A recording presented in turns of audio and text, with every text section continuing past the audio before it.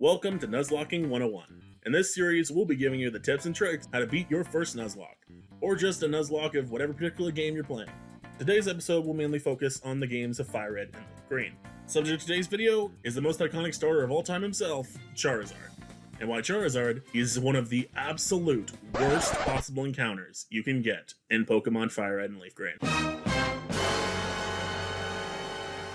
Now, not to diss the old lizard dragon who isn't actually a dragon, as he's certainly a fairly solid Pokemon in most games, and in Generation 3 he was OU by usage, so he's certainly not a terrible Pokemon in that regard. However, in Fire Red and Leaf Green, in a Nuzlocke scenario, Charizard unfortunately suffers from a variety of overarching issues that ultimately make him a less than optimal encounter. For starters, Charizard is the only starter that cannot just deal with Brock by itself, as Bulbasaur and Squirtle will effortlessly get you through Brock, and both of them can be fairly useful for Misty. Not to mention how useful Bulbasaur is for Lieutenant Surge, and a variety of other fights in the game, same thing with Squirtle. Whether it's early game or late game usability, both of them are simply more optimal than Charizard. Him getting Metal Claw does not fix the issue. If that Onix decides to click Rock Tomb, I don't care how strong you're level 14, or if you went up to level cap, level 15 poor Charmander is, it's gonna die.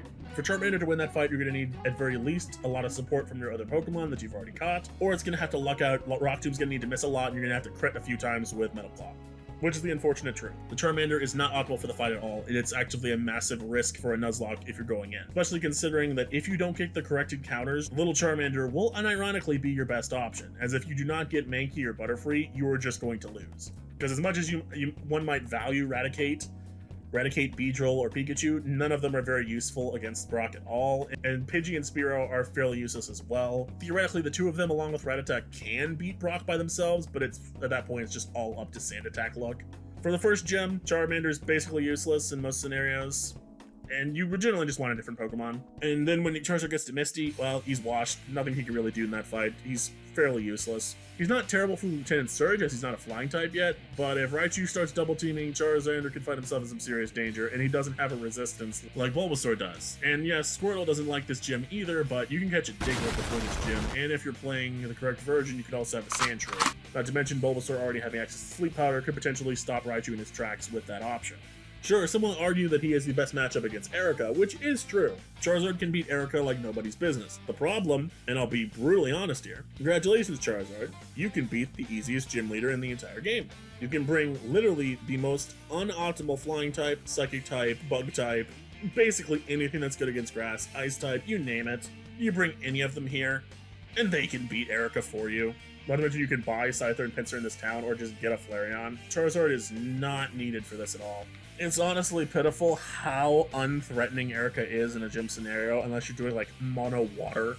One could argue he's not unoptimal for the next two gyms, as he would certainly be able to do decent damage to Sabrina and Koga, but semantics. If you have a Snorlax or just any psychic type, you really get a guaranteed Snorlax, so Sabrina's a breeze. And Koga, basically any water type or psychic type can beat him. It's fairly easy to tear through his team if you have just a decent special attacker at all.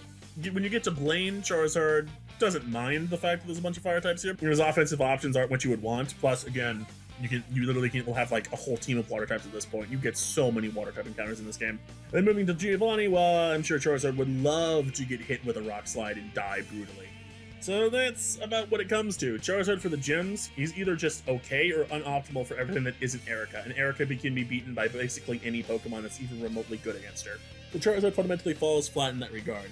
Onto the Elite Four, he doesn't mind Bruno's fighting types, assuming he has Wing Attack by this point, assuming you kept Wing Attack or just gave him Fly. So it can be fairly useful there, or you could just have Hypno and just nuke it, or just like basically any decent Pokemon. Dear Lord, you can sweep Bruno with a Butterfree. So Charizard's again not that useful, and some would think, well, there's an Ice type specialist. Can't Charizard just drop a flamethrower on everything and win?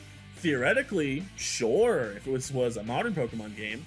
In this game, no, because all of them are water types, except for Jinx. So yeah, you can nuke Jinx fairly safely, but like everything else, you're getting mugged. They're gonna click serve, you're gonna die, and you're not gonna kill them.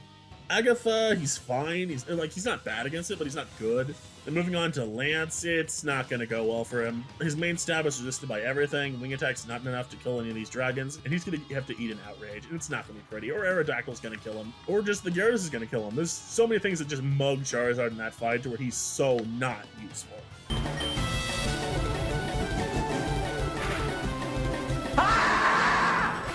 Charizard's biggest fundamental problem in Fire Red Leaf Green from a Nuzlocke scenario is that a majority of the Pokédex is locked behind the post-game or is simply just not present in the game at all. Meaning that Charizard's flyer-type options, which are good by Generation 3 standards, can't be taken advantage of. When looking at the game, what does Fire cover that Flying doesn't? Well, they both cover Grass and Bug, so Wing Attack and Fly are just about as usable as Flamethrower is. Those aspects might as well not be useful. When looking at the other two typings, well, it's super effective against Steel and Ice. Fairly good typings. Ice is great offensively, Steel is great defensively. Having Charizard there to be able to deal with them would, fundamentally, in a normal scenario, be a good thing. The problem? The only Steel type in the game is Magnemite, and it is only held by a few random trainers and segregated off to the power plant, so you're never going to encounter them. Ice type wise, the only thing Charizard has that he can be super effective against is Jinx. Or unless you want to fight a level 50 Articuno for some reason, which I would not recommend, because assuming you're playing by the hardcore standard of Nuzlocke rules, Articuno would be banned. If you're at that point, if you're catching legendaries, just go catch Zapdos and win. Who cares? You don't need Charizard. He's an inferior flying type by that logic. You have two legendary birds, Snorlax, Gyarados, and just whatever else you want to put on your team at that point, and you'll just win. Charizard in this game is essentially a drugged-up flying type that has access to Flamethrower. It is a drugged-up flying type with all the inherent weaknesses with none of the benefits. A normal flying type, like, say, Pidgeot, has the inherent benefit of it only has a 1x rock weakness. So while it's worrying, sure, Pidgeot isn't inherently all that threatened by it. Meanwhile, Charizard, any rock move hits that thing, it's gonna die. It's very likely gonna die. So it's less useful in the regard of being able to take damage, and it also gains a water weakness, which water is absurdly common, so that's not great.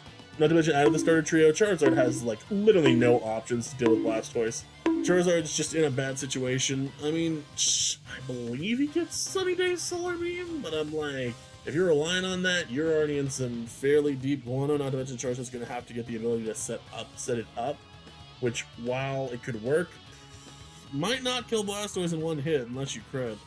And if Blastoise gets a turn, even a Sun boost, even like Sun weakened Hydro Pump is still gonna hurt. Plus, at that point, you probably put it in the Torque range, so you're ironically just giving Blastoise more power to nuke you with. The Venusaur has a similar argument where you could set up a Rain Dance to just neutralize Charizard's inherent damage, essentially getting rid of the weakness, which is good for Venusaur because he's a bulky Pokemon and he has Sleep Powder. So you can set up and swap out for something better, or at very least just put Charizard to sleep and just pray it can kill you with your secondary options before you wake up, which in Fire Red Leaf Green is certainly a viable option. And Blastoise at its worst, sure, won't enjoy Venusaur, but the trade-off is Venusaur is going for Solar Beams, and you have Ice Beam. Probably won't be faster, but you can at least do decent damage before going down, or just give decent damage and pivot. Again, giving both other starters more viable options for dealing with their rival comparatively to what Charizard has access to. When it comes to Charizard, for my ultimate advice, it's a Pokemon I say it's a fun Nuzlocke Pokemon, but not in this game. If you want to use Charizard in a game that's more optimal for it, just go play Gen 6. You get one super early, it can Mega Evolve, it will do ridiculous damage. Great Pokemon in that game. You could argue S-tier encounter, especially if you're playing X, because Mega Charizard X is just terrifyingly powerful. And Y isn't bad either, especially with the ability to set weather, and you can just build all kinds of strategies around that. Really great Pokemon. Fire Red and Leaf Green though? Yeah, don't use it.